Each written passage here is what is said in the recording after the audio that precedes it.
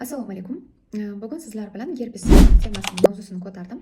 Aynan gerpes bilan azob chekayotgan insonlar ko'p. Oddiy ommaning tilida uchuq deb ham nomlanadi.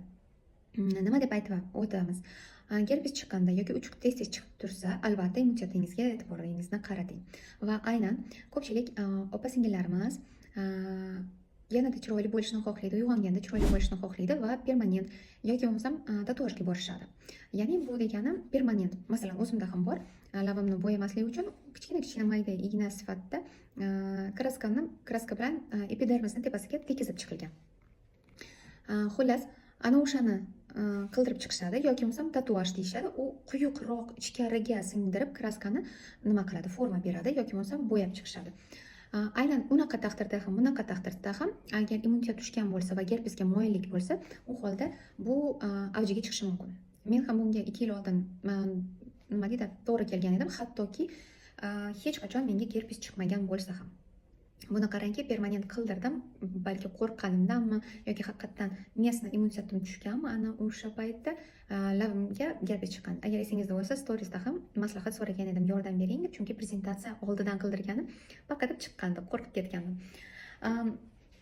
Va hozirgi kunda nutritsiologiyani bitirib, diplomlarimni himoya qilgandan so'ng sizlar bilan lifehack va yordam beruvchi mahsulotlar bilan bo'lishmoqchiman, chunki o'zimni turmush o'rtog'imda sinab ko'rdim.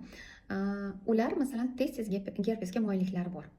Tez-tez gerpes chiqib turadi, lekin yiliga 3 marta bitta donadan gerpes chiqsa norma hisoblanadi. Lekin men ham bunga unchalik qo'shilmayman. Baribir immunitet tushganidan va organizm signal berayotganidan dalolat beradi.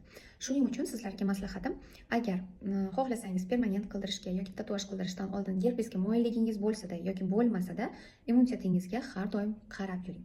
To есть, bu deganim, agar gerpes chiqqan bo'lsa ham, albatta ellizin, sink va vitamin C tabavkalari bor. Bularni hozirgi kunda aptekalarda ham bemalol sotishmoqda. Aynan ularning dozasini va davomiyligini qancha ichish kerakligini aynan diplomga ega bo'lgan nutritsiolog yoki davolovchi shifokoringizning oldidan maslahat olgan holda qabul qilishni tavsiya qilaman. Agar tanishlaringizni bilsangiz gerpesdan qiynalayotgan, u holda ushbu video bilan bo'lishing va ularga ham yordam bergan bo'lasiz. Kelasi videolarda ko'rishguncha xayr, salomat bo'ling.